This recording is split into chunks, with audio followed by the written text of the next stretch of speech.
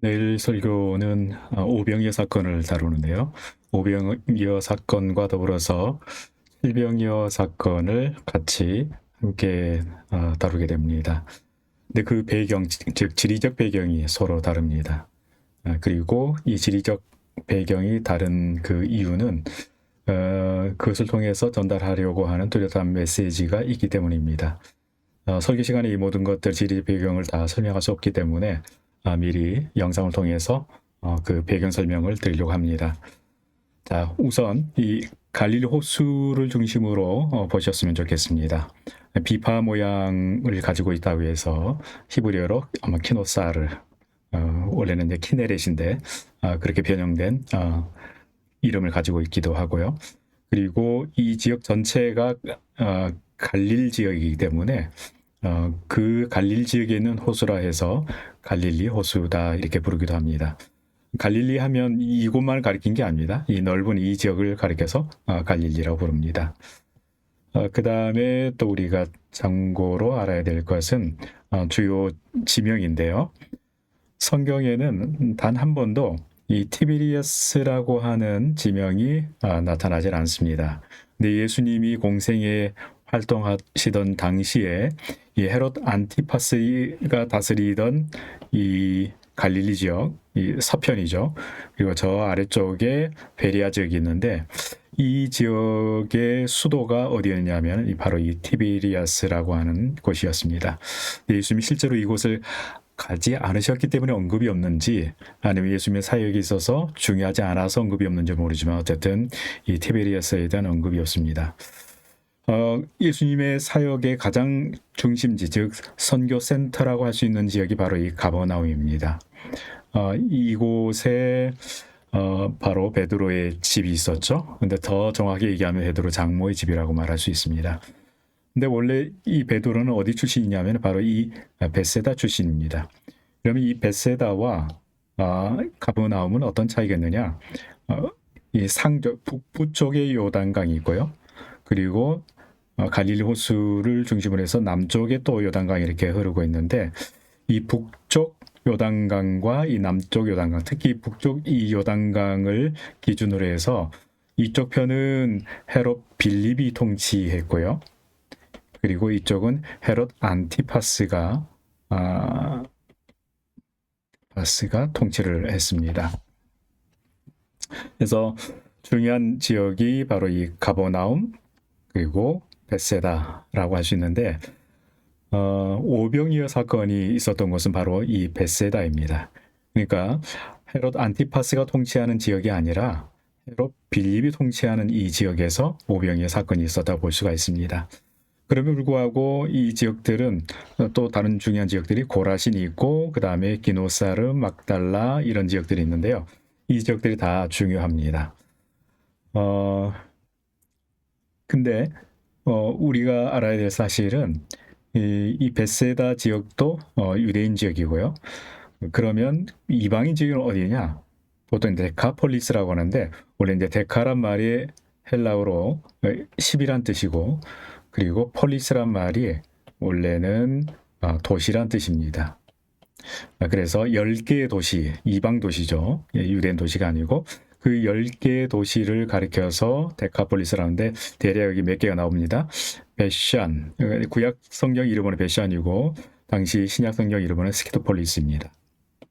그리고 또 중요한 수시타, 히포스라고도 하는 수시타, 그리고 뭐 펠라, 뭐 가다라, 뭐 이런 지역들이 전부 데카폴리스에 속한 그 이방 도시들입니다. 그렇지만 이 베세다는 유대인 지역입니다. 그래서 오병이어 사건은 바로 이 유대인 지역에서 있었다 볼 수가 있고요. 아마도 이 가버나움에서 배를 타고 이렇게 건너가신 이후에 베세다 들녘에서 오병이어 사건을 일으켰다고 볼 수가 있습니다. 그럼 칠병이어 사건은 어디서 있었겠는가? 예수님이 오병이어 사건 이후에 두로와 시돈으로 올라가게 됩니다. 그러니까 두로, 시돈, 지금의 레바논이죠. 예, 그 고대 이름으로는 여기가 이제 페니키아 지역이라고 말할 수 있습니다. 이 지역이 그래서 수로보니게 여인이란 말이 나오는데 여기 가져다 수로보니게 여인을 만나지 않습니까? 수로보니게. 이 말은 원래 발음에 가깝게 발음하면 시리아 페니키아의 합성어입니다.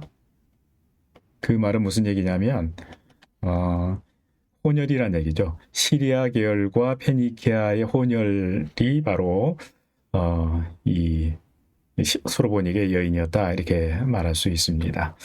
바로 이 수로보닉의 여인의 딸을 고쳐주시고 그 사건이 있은 다음에 다시 어디로 내려오시게 되냐면 아마도 추정상 이 지역에서 아마 이쪽 길을 타고 이쪽으로 이방 지역으로 내려오시지 않았을까 그렇게 추정을 합니다. 그러다가 여기서 이 배를 타고 건너서 어디로 가시게 되냐면 마가단으로 가시게 되는데 마가단으로 추정되는 곳은 바로 이 막달라입니다. 왜 그러냐면 이게 헬라어로 음역되는 과정에서 그러는데 원래 막달라는 이름은 믹달이라는 말입니다. 믹달. 믹달이 무슨 뜻이냐면 탑이란 뜻이거든요. 탑. 그러면 무슨 탑이었느냐? 이 갈릴리 호수에서 고기를 잡은 이 고기를 아주 먼 곳, 예를 들면 저 예루살렘이나 이런 곳에 팔기 위해서는 그냥 그대로 팔 수가 없었습니다. 반드시 뭘 해야 되죠? 염장을 해야 됩니다.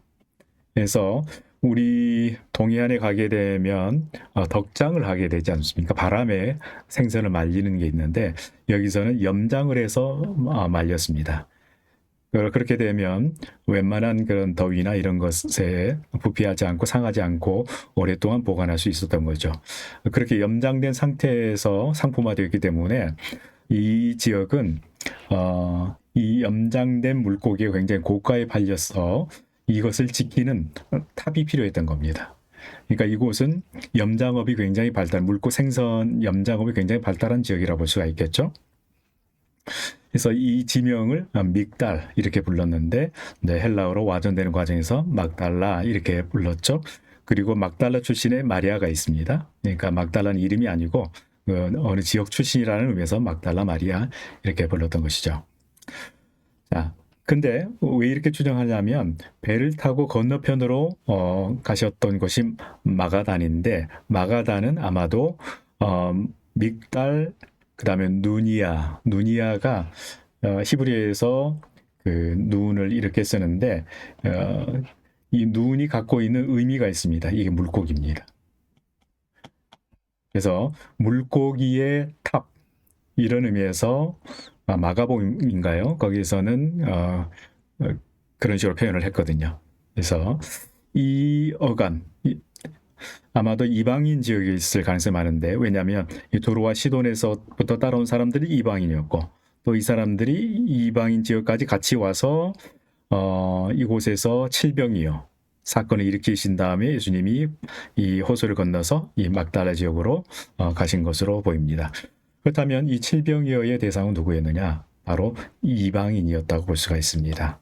그리고 오병이어의 대상 베세다 이 지역 오병이어의 대상은 유대인이었다 이렇게 결론을 내릴 수가 있습니다. 네, 오늘 이상으로 하고 내일 뵙도록 하겠습니다.